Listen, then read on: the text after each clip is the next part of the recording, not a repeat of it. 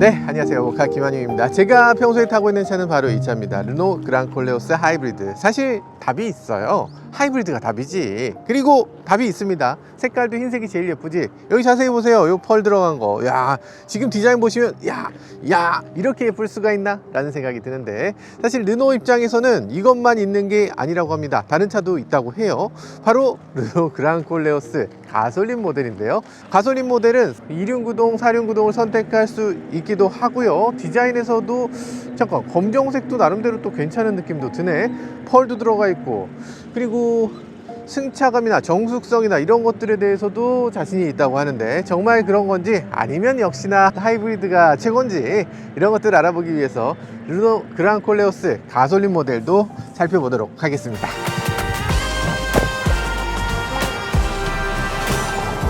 아침에 출근하는데도 보니까 콜레오스 흰색이 있더라고요. 바로 옆에 같이 지나가서 막, 오, 야, 콜레오스다. 요즘 들어서 간혹가다 그런 경우도 있어요. 오, 콜레오스가 생각보다 많네 라고 했는데 자세히 보니까 포르쉐 카이엔이야. 그런 경우 있잖아요.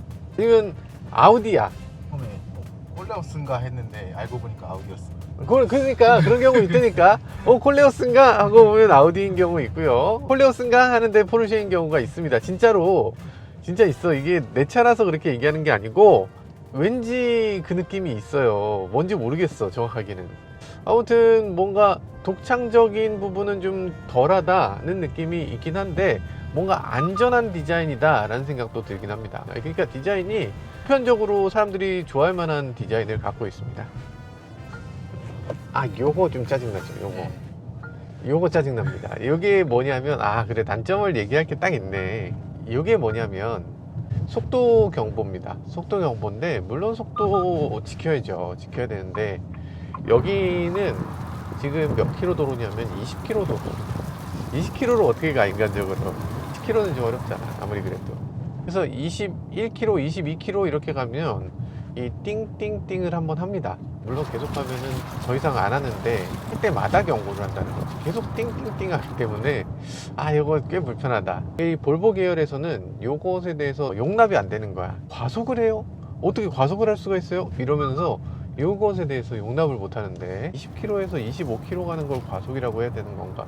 그러니까 이분들이 이 코리아의 이 K 속도 제한을 제대로 이해를 못 하고 계신 것 같아요. K 속도 제한은 말이 안 되는 속도를 해놓고 모두가 어기는 것을 속도 제한이라고 해놓고 있습니다. 그러니까 20km 도로, 아무도 그 속도로 가지 않는 거 알지만 그냥 20km라고 써놓는 거야. 그러면은 50km 갈 사람이 한 30km는 간다고 생각하는 거죠. 그러니까 그런 식으로 말도 안 되는 규정이 우리나라에 있는데, 그런 것들에 대한 반영이 조금 덜 됐다.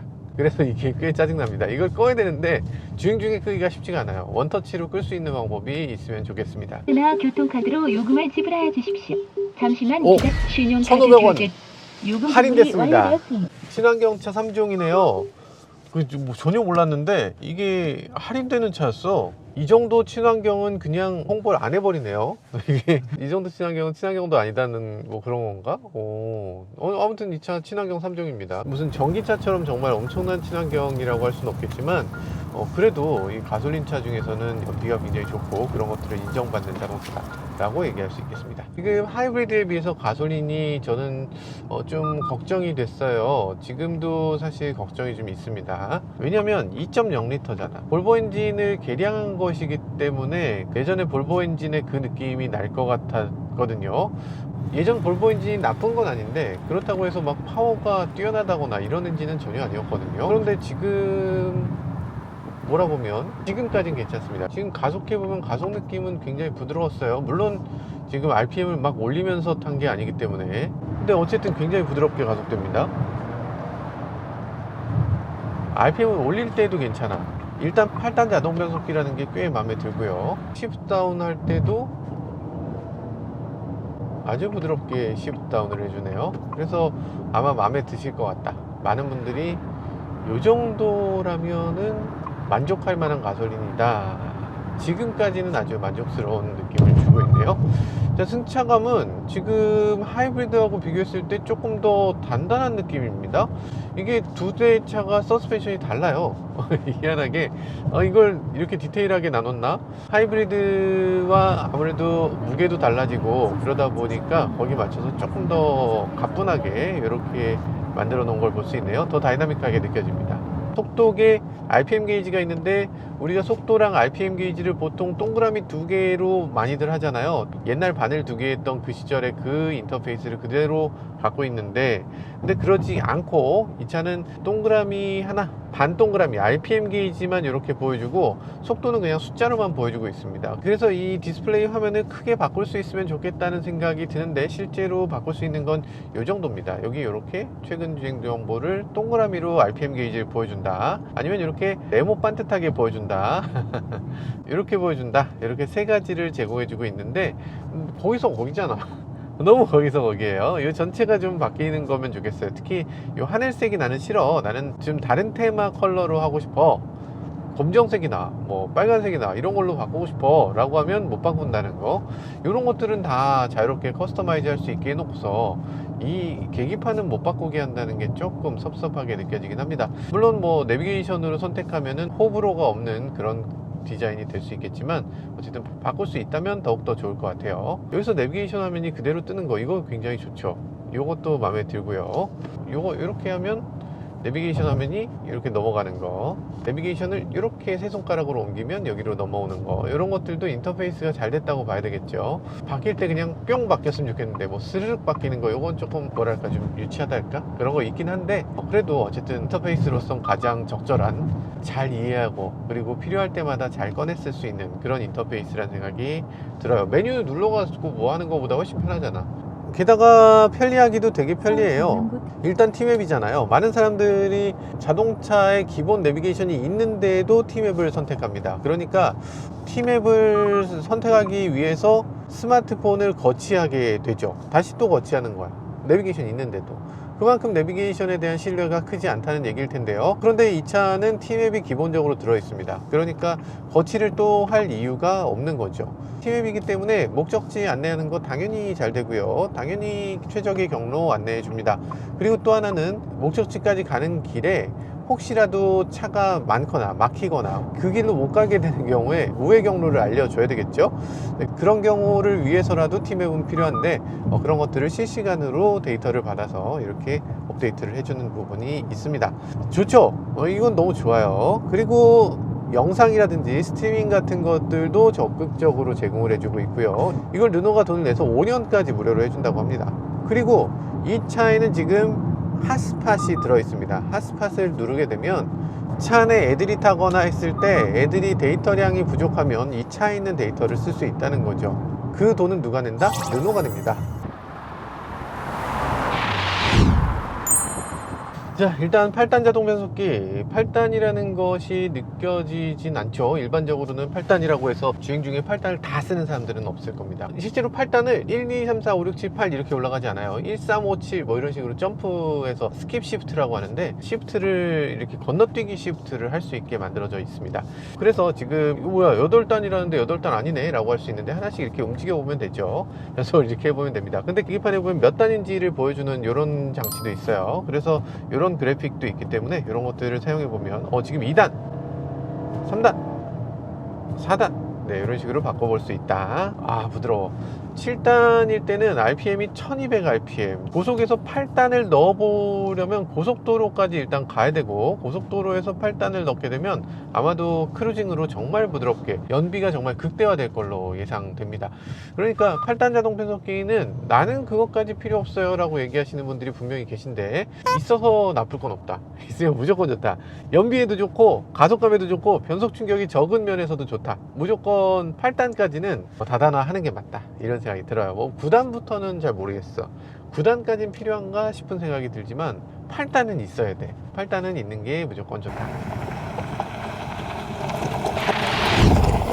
역시 만족감이 상당해요. 여러 가지 면에서 이건가? 가성비는 역시 가솔린인가? 라는 생각이 들기도 하는데, 그런데 디자인적으로는 가솔린과 하이브리드를 크게 구별할 수 있는 부분이 없습니다. 지금 제가 봤을 때는 똑같이 보이네요. 그리고 에스프리 알핀 표시는 이런 식으로 있는데, 이게 다른 컬러에서 여기에 붙어 있을 때는 조금 불편하게 느껴졌거든요.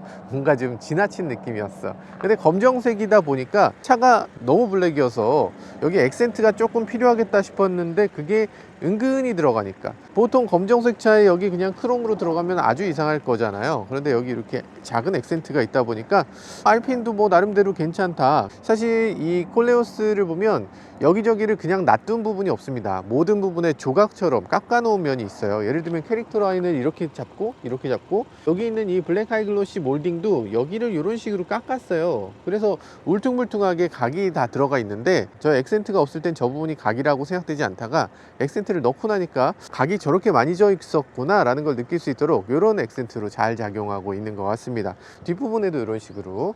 근데 제가 지금 느끼는 점은 검정색이어서 조금 다루기 쉽지 않겠다 라는 생각이 들긴 합니다. 뒷부분에 항상 뭔가로 닦아야 될 것 같아. 저희가 지금 약간 오프로드를 들어오긴 했습니다만, 들어오자마자부터 먼지가 이렇게 묻게 되는 거, 요거 닦으면 괜찮은데 닦을 때까지 조금 마음이 상할 수 있겠다. 검정색은 정말 좋은데 정말 자신 있는 사람들만 선택해야 될 것 같고요. 그리고 이 콜레오스는 여러 번 말씀드렸으니까 뭐 굳이 더 말씀드릴 필요 없겠지만, 어쨌든 지금 봤을 때 트렁크 공간이라든지 이런 것들 굉장히 넉넉하고 약간 중간급에 들어간 차로 느껴져요. 그러니까 투싼과 산타페, 그리고 스포티지와 소렌토에서 중간쯤인데 소렌토와 산타페에 가까운 차. 그렇지만 3열이 없기 때문에 소렌토 산타페만이 할 수 있는 7인승이라는 그 독특한 장르에 들어갈 수는 없지만, 이 뒤쪽에 3열을 사용하지 않고 적재로만 사용한다면 이것도 괜찮은 공간이라는 생각이 듭니다. 그리고 아래쪽에 보면 이런 식으로 히든 스페이스가 하나 더 있는데, 이런 것들도 나름대로 좋은 점이라고 할 수 있겠네요. 요거 굉장히 탄탄하게 잘 만들었죠. 굉장히 잘 만들었고, 여기 보면은 뭘로 만들었는지도 써 있어요. 여기 보면 페트랑 퍼프랑 GF 글래스 파이버를 이용해서 단단하고 가볍게 만들었다는 건데, 들어올릴 때 상당히 가볍고 그러면서 굉장히 단단한 모습을 보여줘요. 나름대로 신경 많이 썼구나 라는 생각이 듭니다. 이 정도는 돼야지. 네, 이 정도는 돼야 되는 거죠. 외관에서 제가 깜짝 놀란 지점은 요겁니다. 지금 휠을 보시면, 휠이 에스프리 알핀의 휠인데 3D로 착착착착 이렇게 접어 만들었어요. 뭔가 되게 예쁘다. 이거 되게 예쁘죠. 무슨 보석같이 만든 그런 휠을 보여주고 있습니다. 타이어는 금호 타이어인데, 저는 조금 더 좋은 타이어로 바꾸면 어떨까 싶은 생각이 드는데, 뭐 어차피 이건 소모품이니까 조금 아쉽지만 뭐 바꾸면 되죠. 바꾸면. 자, 엔진룸 한번 열어보겠습니다. 소리 하나도 안 들리셨겠지만 처음부터 저희는 시동을 걸어놓고 시작했어요. 그래, 가스리프트 넣어줘야지. 가스리프트 안 넣어주는 차는 좀 문제 있지 않나? 엔진룸 깔끔한 거 봐라. 엔진룸을 예술품처럼 정리했네. 뭐 커버가 되게 많아서 뭐 다 덮어버린 게 아니거든요. 이 자체 하나하나가 예뻐요. 깔게 하네. 우리가 사실 엔진룸을 열어서 정비할 일이 거의 없죠. 딱 하나 있는데, 워셔액 넣을 때 한 번인데, 요 워셔액 넣는 자리는 그렇게 썩 좋아 보이진 않네요. 왜 여기 있을까? 이거 좀 안 좋지 않나? 여기서 쏟아졌을 때 어떻게 될까 하는 걱정이 살짝 되긴 해요. 왜냐하면 여기 쏟아지면은 이쪽 모터로 들어가니까 모터에 쏟지 않도록 굉장히 조심해서 워셔액을 넣을 필요가 있어 보여요. 그리고 알루미늄 범퍼 스테이를 사용하고 있네요. 알루미늄으로 만들어졌고요. 마운트도 지금 알루미늄 마운트를 사용하고 있어요. 알루미늄을 사용하고 있는 게 굉장히 광범위하네. 엔진 마운트 부분이 여기서부터 여기까지가 다 알루미늄으로 처리가 되어 있고요. 그리고 여기 보면 보통 이제 이 냉각수 부분 보면 어지간한 차들은 떨고 있거든요. 떨고 있는데 떨고 있지 않아. 굉장히 잘 정리가 되어 있고요. 근데 여기 보면은 엔진에 여러 가지 장치들이 있습니다. 예를 들어서 터보 차저 같은 거. 터보 차저는 여기 보시면 뭐라고 써 있냐면 링크앤코라고 써 있어요. 여긴 또 보쉬예요. 보쉬 부품이고, 지금 연결되어 있는 이 체결하는 이 형태 보세요. 그리고 케이블이 날아다니는 거 한번 보세요. 우리나라 자동차들이 요즘 엔진룸 열었을 때 케이블이 상당히 좀 마음에 안 든다, 부실하게 정리되어 있다, 테이프 막 감겨 있다, 이런 것들이 있는데, 지금 보면은 그런 게 아닙니다. 지금 완성도가 굉장히 높은 그런 엔진룸을 보여주고 있어요. 어디 하나 이렇게 허투루 만들어진 부분이 없고, 노즐이 있는 부분 하나하나에 지금 태그를 해놨거든요. 이 노즐이 혹시라도 돌아간다거나 빠지거나 뭐 이런 것들을 점검하는 최종 점검을 할 수 있는 이 마킹을 다 해놨습니다. 이 모든 연결 부분에. 요걸 일일이 다 했다는 거예요. 요 나사들 모두 마킹되어 있습니다. 나사가 만약에 풀리면 이 애프터 서비스라든지 이런 환경에서 딱 보고 알 수 있도록 모든 연결 부위에 다 마킹을 해놨어요. 원래 이런 거 아닌가요? 그렇죠. 이렇게 돼야지 원래. 모든 접점을 다 체크해놨습니다. 하나하나 다 QC를 한다는 얘기죠. 야, 요 정도로 한다고? 부산 공장 진짜 미쳤구나, 이 사람들. 진짜 대단하다. 진짜 대단히 깔끔하게 일일이 다 정리를 했다는 게 대단하다는 생각이 드네요. 사실 우리가 이 품질 관리에 있어서 작업자들이 뭘 잘못했어 이렇게들 얘기들 많이 하잖아요. 작업자의 실수야, 회사가 잘못한 게 아니고 작업자가 잘못한 거야, 이렇게들 얘기하는데 사실 그런 것들은 다 팔러시죠. 그러니까 어떤 식으로 이걸 관리할 것이냐, 얼마나 품질 관리에 2중 3중으로 체크하는 과정을 만드느냐에 따라서 자동차의 품질은 천차만별로 바뀌게 됩니다. 물론 그렇다고 해도 완벽할 수는 없어요. 그럼에도 완벽에 가깝게 이 완벽을 기하는 그런 자세, 이런 것들은 좀 높이 평가해 줄만 하네요. 그런 것들, 저 엔진룸에서 보였던 그런 것들이 사실 이 차의 여러 곳곳에서 보여집니다. 예를 들면 엔진 마운트 같은 것도 별물로 막 적극적으로 만들어냈잖아요, 알루미늄 주조를 통해서. 근데 이런 거 문짝 같은 것도 그렇습니다. 문짝도 보면 이렇게 별물을 통해서 만들어내요. 유럽 차라면 당연히 이렇게 별물로 만듭니다.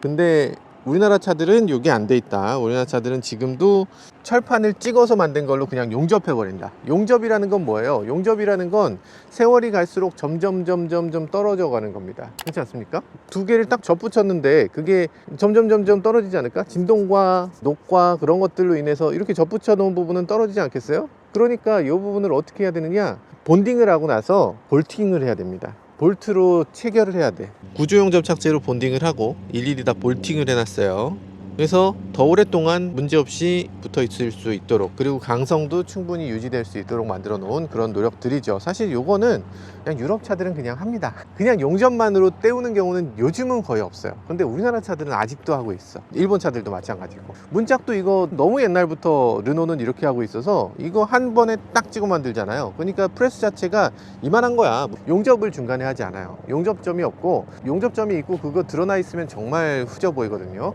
근데 그런 것들 없이 이렇게 매끈하게 처리하는 거. 그리고 여기 보면 이런 것도 이중이잖아요. 여기 보면 유럽 차들은 여기를 다 펠트로 처리합니다. 여기 보세요. 펠트 처리되어 있는 거, 이런 것들 있고요. 여기도 보면 이런 식으로 이렇게 하나의 몰딩이 들어가고 여기에 몰딩이 하나 더 들어가죠. 여기도 있지만 이렇게 양쪽으로 이렇게 잡잖아요. 그리고 여기 하나 더 있어요. 이거 왜 있습니까? 기밀성. 아니에요. 제네시스가 예전에 이 문제가 있었어요. 뭐냐면 유럽차처럼 만들었어. 근데 여기다 요걸 붙여야 된다는 걸 몰랐던 거야. 그래서 여기가 더러워졌어요. 여기하고 여기가 더러워졌습니다. 여기하고 여기 더러워지면 어떻게 됩니까? 코트 같은 걸 입고 내릴 때 이 부분은 우리 몸이 닿아요. 이렇게 코트가 여기 닿습니다. 여기든 여기든 닿아요. 그렇기 때문에 이 부분이 더러워지면은 사람의 몸이 더러워지는 거야. 그래서 이 부분이 더러워지지 않도록 이 부분을 감싸 놓는 이 고무 파킹이 필요한 겁니다. 그래야 여기가 안 더러워져요. 그리고 내 옷이 안 더러워져. 이게 진짜 중요한 건데, 근데 제네시스가 초기에 이게 없어서 비 오는 날 타고 나면 여기 흙탕물이 묻었습니다. DH 제네시스. 그러니까 유럽 차들은 이렇게 만들고 나면 당연히 이걸 이렇게 처리한다, 이중으로. 이건 기밀성보다 수밀성, 이 부분에 물이 튀지 않도록 하는 그런 용도로 사용됩니다. 그러니까 차를 많이 만들어 본 거예요. 르노잖아. 르노고 볼보고. 앞좌석은 어느 정도 봤으니까 뒷좌석으로 넘어가서 뒷좌석도 살펴보도록 하죠. 아니 뭐 깔끔하네요. 특별히 좋다 나쁘다 뭐 이렇게 얘기할 것도 아닌 것 같아요. 여기 보면 이런 식으로 어떤 사람들이 보면 뭐 이걸 왜 그물망으로 처리했어? 이걸 그물망으로 하면 이거 뭐 고속버스 느낌 아닙니까? 라고 하시는 분도 계시던데, 사실은 저는 그렇게 생각하지 않아요. 이게 가장 효율적입니다. 유럽 자동차들 상당수가 이렇게 그냥 해요. 물론 프리미엄 자동차로 넘어가면은 그때부터는 뭐 이걸 덮개로 덮는 가죽으로 처리하는 경우도 있겠지만 뭐 나쁘지 않아요. 만약에 이게 여기 커버가 돼 있으면 폰이 있다는 걸 잊어버려. 그래서 매번 이렇게 집어넣어, 손을 어디 갔지? 하고 집어넣어 봐야 되는데, 그게 아니라 여기다가 딱 놓으면 잊어버리지 않고 갈 수 있으니까 가장 효과적으로 이렇게 처리하는 거죠. 중저가 차, 약간 실용적인 자동차에서는 이런 형태가 사실은 맞다고 생각이 됩니다. 진짜 막 요거 가죽으로 한다고 차가 막 굉장히 럭셔리하네 이렇게 되지는 않잖아요. 이 차는 어디까지나 실용적인 자동차이기 때문에 이게 당연하고요.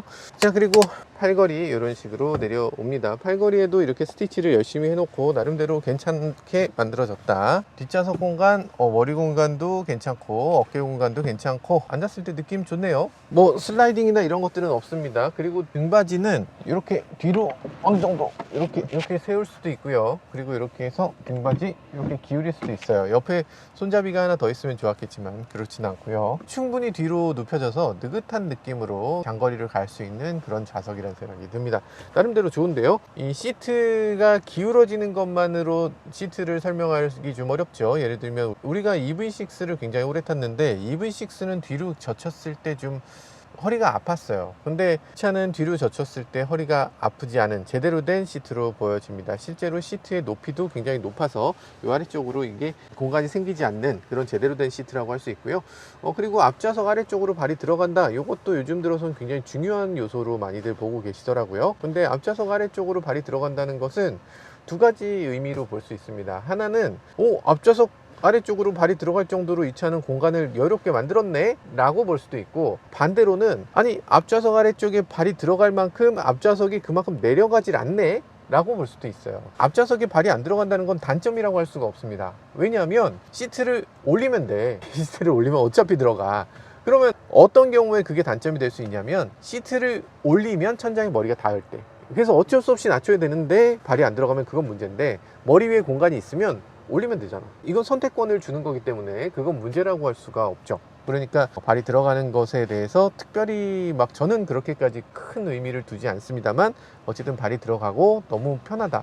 발 들어갔을 때도 편하고 앉았을 때도 편하고 뒷좌석에 느긋하고, 뒷좌석은 어쨌든 마음에 드는 뒷좌석입니다. 자, 그리고 여기서 보면 터치 메뉴가 하나 있는데, 오토 버튼 누르고 열선 누르고 온도 조절하고 이런 것들이 됩니다. 온도 조절하고 오프하고 모드하고 뭐 이런 식으로 바람의 방향, 온도 이런 것들을 조절할 수 있도록 만들어져 있어요. 별거 아닌데 이게 뭐 별겁니까? 이거 아무것도 아니잖아요.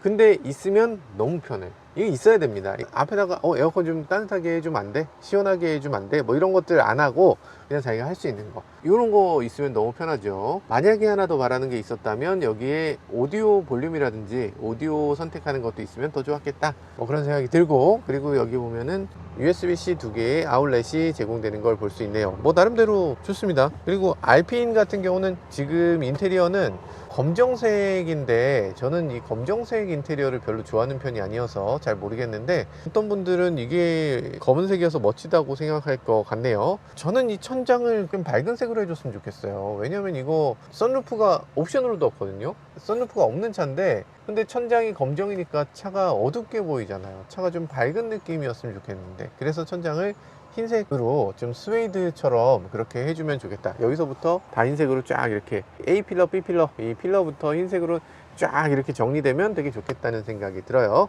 인테리어를 조금 밝게 하는 걸 기본으로 했으면 좋겠는데, 이 차는 아무래도 뭐 그렇게 비싼 차는 아니다 보니까 인테리어가 어두운 걸 기본으로 해놨습니다. 그래서 어두운 색으로 했을 때 좀 더 잘 어울리는 차가 되고 있다. 근데 앞좌석에, 특히 조수석에 앉았을 때 저 화려한 여러 가지 기능에 비해서는 뒷좌석에서 할 수 있는 게 너무 제한적이다, 너무 없다는 생각이 들긴 합니다. 여기다가 뭐 디스플레이 같은 거 끼울 수 있는 마운트라도 좀 만들어주지. 마운트라도 만들어서 여기다가 아이패드나 뭐 폰이나 이런 것들 거치할 수 있게만 해줘도 똑똑하게 이런 것도 해줬네 라는 느낌이 들 텐데, 그런 것들이 없어서 조금 섭섭한데, 여러분들은 뭐 괜찮으세요? 네, 저만 섭섭한 걸로. 제가 근데 이 차에서 가장 주목할 만한 부분은 의외로 안전벨트일지도 모르겠어요. 안전에 대해서 타협을 하질 않았습니다. 어떤 부분이 있냐면, 의자가 이렇게 가면 안전벨트가 옆으로 이렇게 지나가게 만드는 이런 것들이 꽤 세련됐다고 생각돼요. 이렇게 와 있잖아요, 보통. 근데 이렇게 놔두면 텐션으로 약간 옆으로 옮겨가도록 이렇게 만들면은 어떻게 됩니까? 폴딩할 때 벨트가 건드리지 않겠죠. 벨트를 건드리지 않고 폴딩을 할 수 있는 그런 의미로 이렇게 만들어졌는데, 이것도 저는 되게 세련됐다고 보이고, 여기 보면은 자꾸 안전벨트에 대해서 제가 자꾸 얘기를 드리는데 계속 얘기를 드릴 수밖에 없는 게, 우리나라 자동차들 상당수가 안전벨트에 대한 노력이 좀 부족해요. 그리고 안전벨트를 채울 때도 그래요. 가운데 앉은 사람이 안전벨트 채울 때 정말 고생합니다. 왜냐면 안전벨트 이 채우는 이 부분이 자꾸 움직여. 아니면 요 속에 숨겨져 있어. 꺼내야 돼. 꺼내서 막 이렇게 해야 되는데, 그렇게 안 해도 됩니다. 얘는 그냥 채우면 딱 채워져요. 그 자리에 그냥 있어. 움직이질 않습니다. 안전벨트 이 부분은 움직이면 안 돼요. 이 부분이 딱 고정돼 있어야지. 이렇게 고정돼 있어야 되고, 그렇다고 또 튀어나와도 안 됩니다. 여기 이렇게 올라와 있는 차들도 있어요. 그러면 이렇게 움직이다가 엉덩이에 똥침 빡! 내 엉덩이! 이런 경우 있죠. 그런 경우도 있는데 이렇게 딱 높이에 맞춰서 이 주변을 튀어나오게 했어요. 주변을 더 튀어나오게 해서 이 안전벨트가 안에 딱 묻히면서도 움직이지 않도록 딱 고정되게 이렇게 만드는 게 가운데 앉은 사람도 배려한 그런 안전벨트 구성이라고 할 수 있죠. 안전벨트가 딱 껴진다. 그리고 또 실수하는 게 그런 거 있죠. 안전벨트를 이렇게 해서 잘못 껴. 옆에 껴. 옆에 끼는 사람 있잖아요. 안전벨트 옆에 끼는 경우 있습니다. 껴져요. 어떤 차들은 안 껴집니다. 옆에 안 껴지고, 이것도 거꾸로 꼈을 때도 안 껴져요. 그러니까 이 부분을 둘을 다르게 만들어서 서로 잘못 끼지 않도록 이렇게 조금 다르게 만들어 놨어요. 너무 비슷하지만 달라요. 다른 거 보이시죠? 네. 그래서 잘못 낄 수가 없다. 잘못 낄 수 없고, 이 자체가 움직이지도 않고, 이 높이도 딱 맞고, 안전벨트 끼우는 거에 있어서는 가장 최고다. 그런데 여기서 한 가지 더 말하는 게 있다면, 이 안전벨트에 여기 라이트 들어오면 좋겠다. 라이트 들어오면 정말 완벽할 것 같은데, 아무튼 지금으로서는 이 정도 중저가 자동차의 안전벨트 중에는 가장 우수하다라는 생각이 들어요. 볼보 수준의 안전벨트를 보여주고 있습니다. 이런 걸 뭐 그런 것까지 얘기해요, 별것도 아닌 것 같고 라고 생각하시겠지만, 이런 거를 저라도 얘기해 주지 않으면 아무도 이거 안 할 겁니다. 이거 돈은 무지하게 들어가, 이거 알아주는 사람도 없는데, 그러니까 이런 것들은 그냥 빼버리게 되는 거지. 차 만들 때 이거 해주면 차 더 팔려?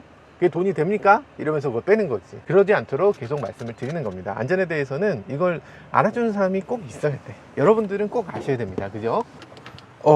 조수석에 앉아보고 싶었던 차는 그다지 없었던 것 같은데, 너무 앉아보고 싶었습니다. 이게 이런 느낌이구나. 이 디스플레이는 지금 편광이 너무 강해요. 근데 편광이 너무 강해서 조수석에 앉았을 때 약간 가장자리가 조금 어둡게 보이는 거, 요게 좀 그렇습니다. 물론 운전석에서는 아예 안 보이게 하기 위해서 이렇게 한 것 같은데, 이걸 가변으로 만들었으면 더 좋았을 것 같아요. D를 넣었을 때만 안 보이게, 운전석에서. 지금은 D를 넣었을 때 더 안 보이게 어두워지거든요. 근데 그렇게 안 하고 편광이 없다가 D를 넣으면 편광이 딱 생기게, 그렇게 만들어지면 좋겠는데, 바라는 게 너무 많죠? 네, 바라는 게 너무 많은 차값이 지금 얼만데 지금 무슨, 자, 그런 느낌이고요. 그럼에도 디스플레이가 있다는 게 이게 조수석에서 너무 좋네. 야, 이건 진짜 너무 흐뭇하다. 그리고 지금 조수석에 앉았을 때 여러 가지 면에서 좋습니다. 여러 가지에서 좋아. 일단 유튜브 된다는 거, 너무 좋아. 근데 저는 이 볼륨에 대해서 좀 아쉽다는 생각이 들어요. 요 조수석에 있는 사람이 디스플레이 갖고 온갖 걸 하잖아요. 근데 이걸 계속 내가 하다 보면 볼륨을 줄여야 되는 일이 되게 많고, 볼륨을 키워야 되는 일도 상당히 많습니다. 그러면 뭘로 해야 되나? 보통 이걸로 해야 되잖아요. 볼보는 이게 볼륨 오디오 스위치고, 다른 브랜드들 다 이게 볼륨하고 오디오 스위치입니다. 지커도 마찬가지고, 뭐 볼보 계열들, 지리 계열들이 다 그렇게 돼 있어요. 근데 왜 그랑콜레오스만 이게 드라이브 모드야? 이걸 드라이브 모드로 할 이유가 있나? 그래서 볼륨 스위치가 없다. 이 차에는 물리적인 볼륨 스위치가 없어요. 조수석에서는 이 두 개의 손가락으로 이렇게 해야 되는데 좀 아쉽습니다. 이거 볼륨으로 하지.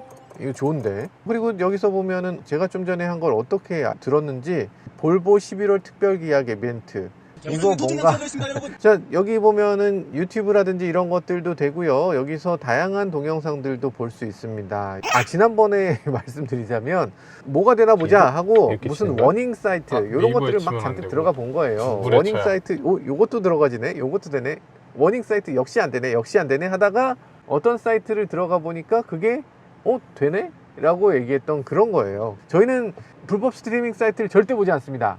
볼 이유가 없어요. 왜냐면 전 직원이 다 스트리밍 사이트 아이디가 있어서 굳이 그런 거 볼 이유가 없습니다.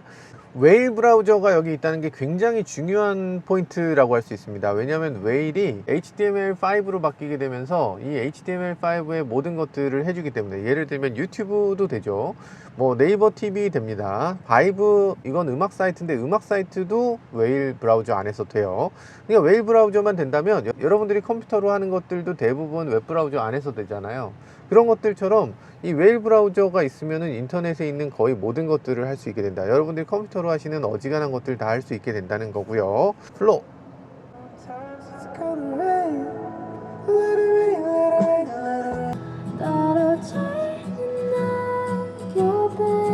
좋아요, 좋아요. 지금 너무 잘 만들었고, 이게 조수석에서 뭔가 계속 하게 돼. 그러니까 목적지까지 갈 때 조수석에서 심심하지는 않을 것 같아요. 계속 심심할 틈 없이 계속 뭔가를 하게 된다. 이 조수석에 디스플레이가 있다 없다가 너무 중요한 포인트고 당연히 있었어야 된다. 이걸 이제야 우리나라에 처음으로 디스플레이를 넣게 됐는데, 아니 다른 회사들은 왜 이걸 진작에 안 넣었나 라는 생각이 들기도 해요. 근데 한 가지 조금 마음이 좀 불편한 점은 디스플레이가 딱 중앙이 아니고 약간 왼쪽으로 쏠려 있는 거. 요거 조금 저는 불편한데, 이렇게 자세를 고쳐 앉아 이렇게.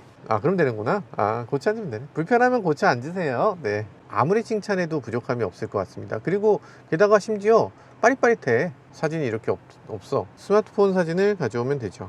지금 찍으면 되겠다. 전송 완료. 전송 완료. 바로 전송됩니다. 다음에 탄 사람들은 아주 깜짝 놀랄 겁니다. 깜짝 놀라실 거예요. 이렇게 할 수 있습니다. 이렇게 할 수 있어요. 이런 기능이 있으면 너무 재밌겠죠. 운전하면서 조수석에 앉은 사람이 뭐 오빠 사진을 뭘로 바꾸네 뭐 어쩌고 저쩌고 하면서 내 얼굴을 배경화면으로 해라 말아라. 안 좋은 기능인가? 그리고 여기 보면은 앞에 요것도 있네요. 여기 보면 Q레스큐가 있어요. Q레스큐는 이건 르노의 특징 중에 하나인데, 안전에 대해서 강조하기 위해서 한번 말씀을 드려야 될 것 같아요. QR코드가 있습니다. Q레스큐라는 게 있는데, 요 Q레스큐를 보면 르노 차는 모두 다 저게 있으니까 르노 차에 저걸 확인해서 이 소방관이 이 차에 있는 사람을 구조하기 위해서 어떤 부분이 절단 가능하고 어떤 부분을 피해야 되는지에 대해서 그래픽으로 보여주는 겁니다. 아주 간단하게 보여주기 때문에, 여기를 잘못하면은 연료통이 손상돼요. 연료통이 여기 이렇게 있어요. 아니면 여기에 고압이 지나가요. 여기 전원이 지나갑니다. 배터리 팩이 여기 있습니다. 이런 것들을 이렇게 보여주는 거예요. 그래픽으로 보여주고, 여긴 초고장력 강이기 때문에 이 부분은 잘리지 않습니다. 이 차에 있는 사람을 구출하기 위해서 이런 것들을 스캔해서 확인할 수 있는 거죠. 이런 것들도 굉장히 중요한 요소죠. 이제는 자동차가 점점 복잡한 전자기기화가 되고 있으니까 잘못했다가 소방관도 감전될 수 있고, 안에 있는 사람이 차가 만약에 잘못해서 폭발할 수도 있고, 요즘 들어서는 문을 여는 방법이 제대로 숙지가 안 돼서 문을 못 여는 경우도 있으니까 그런 것들도 고려해서 이런 것들이 필요해지는 시기가 된 것 같습니다. 르노만 해서는 안 되는 것 같고, 모든 메이커들이 이렇게 차의 QR코드로 어떤 식으로 탈출해야 되는지를 알리는, 차를 어떤 식으로 도와야 되는지를 알리는 그런 장치가 있었으면 좋겠어요. 그러면 다시 주행을 조금 더 해보도록 하겠습니다. 한번 달려보도록 하겠습니다. 와 일단은 가속감 너무 좋고요. 아주 매력적입니다. 와 세상에. 그렇지, 이런 느낌이어야지. 모름지기 차라는 게 이래야 되지 않습니까? 핸들 감각도 이 정도가 딱 좋고요. 브레이크는 생각보다 많이 꽂힙니다. 뭔가 약간 좀 브레이크가 좀 심하게 꽂힌다는 느낌이 들어요. 너무 잘 든다. 브레이크에 대해서는 이 물리적인 브레이크를 적극적으로 사용하고 있습니다. 어떤 느낌이냐면, 여기서 예를 들어서 어댑티브 크루즈를 딱 작동시키면, 어댑티브 크루즈가 작동될 때 브레이크가 실제로 좀 들어가는 걸 볼 수 있어요. 테슬라랑 마찬가지 방식이죠. 어쨌든 브레이크를 나는 물리적으로 좀 다뤘으면 좋겠어. 그게 비록 구시대적인 방법이고 더 비용이 많이 들더라도 어쨌든 난 그렇게 하겠어 라는 의지로 비춰집니다. 자, 과속방 시스템 넘어오겠습니다. 네, 느낌 괜찮네요. 서스펜션 꽤 매끄럽게 다닐 수 있고요. 아리야, 노래 틀어줘. 1분만 로그인이 필요하지만 그래도 1분은 들려주는, 이 좋잖아요. 되게 좋지 않습니까? 아리아가 음악을 지원해주는 거. 말만 하면 튀어나와. 야, 잠깐만, 튀어나오지 마. 아리아 들어가세요. 약간 다른 애들하고 좀 달라. Hey Siri, 이렇게 내가 부른다는 느낌이 딱 들잖아요. 두 단어의 합성. 근데 이 얘는 한 단어잖아. 한 단어라서 이게 너무 쉽게 나와요.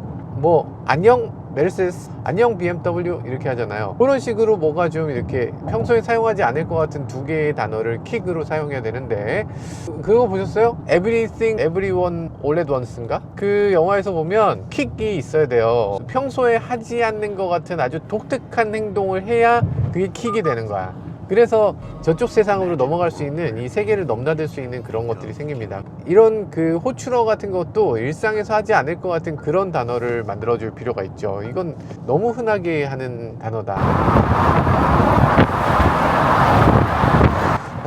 달리는 느낌 너무 좋네요. RPM을 왕왕 뛰어가면서 이렇게 왼쪽으로 하면 시프트업, 오른쪽 하면 시프트업, 마치 스포츠카를 타는 것 같은 그런 느낌으로 변속하게 해준다. 이게 또 매력적인 지점이에요. 패들 시프트가 없는 건 좀 아쉽지만 그래도 이 정도로 확고하게 만들어주면 나름대로 또 스포티하게 주행할 수 있을 것 같습니다. 나는 스포티한 게 전혀 필요 없는데 뭐 이거 갖고 뭐 어디 서킷 갈 겁니까? 얘기하실 수도 있는데 그런 경우는 있어요. 예를 들면 추월을 지금 해야 돼. 지금 막 가속이 돼야 되는데 그때 필요한 순간, 그때 한 번씩 시프트 다운을 하고 이렇게 밟아주면 훅 튀어나갈 수 있죠. 즉각적인 가속이 가능해지는 거죠. 토크가 상당히 높은 엔진이라서 이렇게 낮은 RPM에서도 토크발로 쭉 가속되는 걸 볼 수 있네요. 엔진은 하여간 잘 만들었네. 어느새 이렇게 됐나라는 생각이 들기도 해요. 이게 어떻게 이렇게 성장했지? 르노의 힘일 수도 있고, 르노 코리아의 힘일 수도 있고, 지리 자동차의 힘일 수도 있습니다. 링크앤코일 수도 있죠. 볼보일 수도 있습니다. 누구의 힘인지를 모르겠어. 이제는 자동차라는 게 그런 시대가 된 것 같습니다. 누가 이 차를 만드는가, 어떤 회사가 이 차를 만드는가, 그 딱 한 회사가 딱 그 한 나라에서 그렇게 딱 차를 만드는 그 시대는 이미 지났습니다. 현대차가 얼마 전에 도요타의 손을 잡았죠. 그전에는 GM의 손을 잡았습니다. 최근에는 중국 장성기차 산하의 자율주행 회사하고 손을 잡았어요. 그러니까 지금 보면 이 현대차를 비롯해서 수많은 자동차 회사들이 이제는 자동차를 한 나라에서 만드는 것도 아니고 이 한 회사 안에서 만드는 것도 아닙니다. 그래서 수많은 메이커들이 서로 협력하고 소비자에게 더 좋은 제품을 제공하는 거, 그게 무엇보다 중요한 거고, 소비자 입장에서도 그 점을 가장 중요하게 살펴봐야 될 것 같아요. 정말 이 차를 놓고 봤을 때 정말로 좋은 자동차로 만들어졌는지, 정말 이 차가 내가 필요한 그 것들을 다 가지고 있는지, 이런 것들을 먼저 살펴봐야 되지 않나 라는 생각이 듭니다. 물론 자동차에는 사치스러운 면도 있습니다. 자동차는 과시용이야, 나는 이건 럭셔리 제품이야, 나는 독일차, 독일 세단이 아니면 안 돼 라는 사람들도 분명히 있을 거예요. 그거는 자동차를 바라보는 관점이 제품이 아니라 사치스러운 것, 그런 점에 방점을 뒀기 때문일 겁니다. 확실히 제품 자체만 놓고 본다면 지금 르노 그랑콜레오스만큼 잘 만든 자동차를 찾아보기 힘들다, 이것만큼은 분명한 것 같습니다.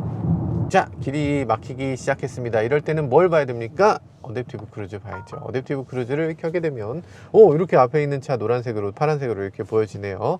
앞차가 가는 것에 맞춰서 알아서 크루즈를 쭉쭉쭉 해줍니다. 크루즈를 하게 되면 여기도 나타나고요. 헤드업에도 초록색으로 나타나서 내가 크루즈를 하고 있다는 걸 확실하게 알 수 있도록 해주고 있어요. 앞에 저기 차 있어요 라고 헤드업에 이렇게 밑줄 보여주는 것도 굉장히 세련되기도 했네요. 유럽차 특유의 그런 것들을 보여줍니다. 브레이크는 딱히 딱 거칠다, 요건 아닌데 약간 좀 감속량이 좀 크다, 브레이크를 좀 늦게 작동시키네, 이런 느낌으로 지금 제동을 했습니다.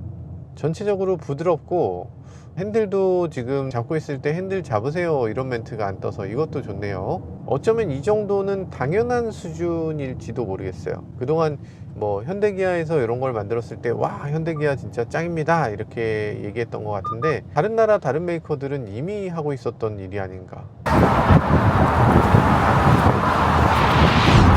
그래서 지금 하이브리드하고 가솔린을 비교했을 때 하이브리드와 가솔린의 가격을 비교해보면 사실 그렇게 많이 나지는 않습니다. 가장 깡통 모델 같은 경우는 하이브리드가 3,777만원입니다. 가솔린은 3,495만원. 그러니까 가격 차이는 282만원 차이죠. 282만원 차이라면은 어떤 분들한테는 그래도 거의 300만원이니까 이 정도면은 가솔린 사이지 라고 생각하는 분도 계시겠죠. 게다가 가솔린의 큰 장점은 이 순수하다는 점이에요. 하이브리드는 RPM도 보이지가 않고 시프트도 내가 할 수가 없고, 이런 것들이 하이브리드의 좀 재미없음, 심심함이라고 느낀다면 가솔린은 그런 아쉬움들을 채워줄 수 있는 그런 요소라고 생각되기도 합니다.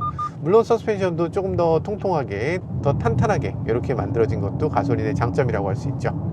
물론 그럼에도 이 차가 저렴한 차는 아닙니다. 지금 이 차는 가솔린의 풀옵션에 에스프리 알핀이라고 하는 디자인 패키지까지 붙어있는 차예요.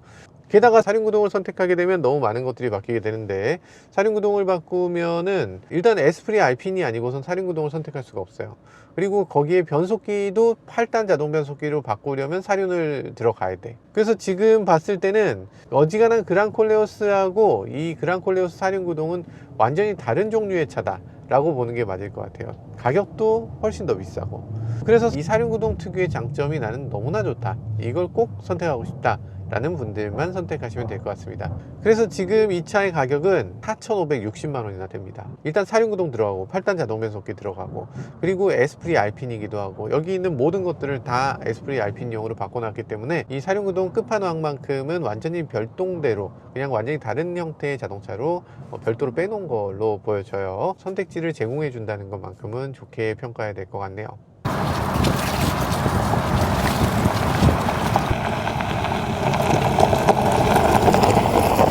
자, 사륜구동이니까 사륜구동 오프로드를 한번 가보도록 하겠습니다. 어떤 느낌이 드는지. 오프로드는 아니고 온로드인데, 사륜구동이라는 건 뭐예요? 아, 여기 가다가 잘못하면 빠질 것 같은데 여기 갈 수 있을까? 하는 데라도 문제없이 갈 수 있는 거, 그게 사륜구동의 특징, SUV의 특징이잖아요. 그러니까 이렇게 한번 가보는 거죠. 근데 오프로드를 갈 때 드라이브 모드가 조금 이렇게 오프로드라고, 응? 오프로드로 하니까, 그러니까 VDC 같은 게 작동되지 않는다는 뜻이에요.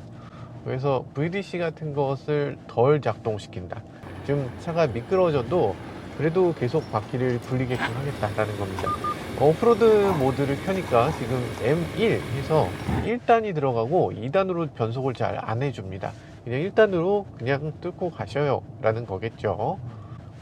아까 RPM이 막 올라가서 막 이거 언덕 올라갈 때 힘이 하나도 없네 라고 생각했는데, 이 드라이브 모드를 오프로드로 바꾸고 나니까 힘이 확 생기네요. 자, 오프로드 아니면 AI 모드로 바꿔볼까요? AI 모드. 다시 RPM이 좀 뜨면서 오프로드 모드랑 확실히 다른데? 올라갈 수 있을까요? 그런 걱정이랑 하지 마세요. 지금 콜레오스인데 제대로 가는 게 맞나요? 뭔가 너무 이상한 곳으로 가는 것 같은 느낌이 드는데. 그렇지만 조금 위안이 되는 건 여기 360도 서라운드 뷰가 있어서 이게 조금 위안이 되네요. 여기 추락하진 않겠구나. 아, 콜레오스 멋있는 거 보소. 자, 이럴 때 사용할 수 있는 게 뭡니까? 이럴 때 사용할 수 있는 게 바로 힐 디센트 컨트롤입니다. 경사로 저속 주행이라는 게 있어요. 이걸 켜게 되면 경사로에서 내려가면서 감속을 해줍니다. 브레이크가 4바퀴에 각각 작동되면서 이런 식으로 감속을 해주는데, 제가 브레이크에 발을 밟고 있지 않아요. 이렇게 발을 밟고 있지 않아도 저속으로 천천히 내려가게 해줍니다. 이런 게 왜 필요합니까? 사실 뭐 그다지 필요 없겠죠. 근데 오프로드를 가시는 분들은 오프로드로 산에 들어갈 때도 1시간, 나올 때도 1시간이에요. 그러면 이 오프로드 가는 길도 크루즈 컨트롤 같은 게 필요합니다. 그런 의미에서 이런 것들도 있어야 한다. 네, 이렇게 간단히 가솔린 자동차도 시승을 해봤는데요. 르노 그랑 콜레오스의 여러 가지 장점들은 가솔린으로 옮겨가도 역시나 훌륭하게 발휘되는 걸 볼 수 있었습니다. 그럼에도 우리가 선택할 수 있는 선택지가 있잖아요. 하이브리드라는 너무 강력한 상대가 있기 때문에 아마도 가솔린을 선택하는 사람이 그렇게 많지는 않겠지만, 그럼에도 나는 순수 가솔린을 너무나 원한다, 난 순수 가솔린의 그 느낌, 이것을 계속 이어갔으면 좋겠다 라는 사람들에게도 좋은 선택이 될 수 있을 것 같습니다. 물론 초기 가격이 280만 원 정도 더 저렴하다, 어떤 경우엔 그런 것들도 아주 큰 장점이라고 생각될 수도 있을 것 같네요. 네, 지금까지 저는 모카 김한용이었습니다. 감사합니다. 요거 되게 좋은 것 같아. 오토파킹 기능이 진짜 편한 것 같아요. 오토파킹이 되게 재밌는 게, 이 360도 카메라에 안 찍히는데도 저쪽으로 말풍선처럼 뜨네요. 말풍선처럼 떠서, 그래서 이렇게 되네요. 이렇게 된다고? 와, 이거 주차하기 쉽지 않거든요. 이거 쉽지 않거든요. 와, 이거 쉽지 않은데. 야, 요거 한 방에 하네. 변속도 안 하고 있습니다. 알아서 한 거예요. 요걸 한번 해주네. 자, 그러면 오토 파킹을 했어. 그럼 오토 출차도 됩니다. 시작 버튼 누르면 오른쪽으로 출차할 거예요 라고 하면 오른쪽으로 출차하게 해줄게. 갑니다. 이것도 쉽지 않거든요 사실. 저 차도 와. 쉽지 않아요. 계속 앞에 차가 갑자기 나타나서 일단 중단을 했고 계속. 야, 코리아 환경에도 어느 정도 좀 적응했네 얘가. 야, 좋다. 야, 신기합니다. 신기해요. 와, 신기하다.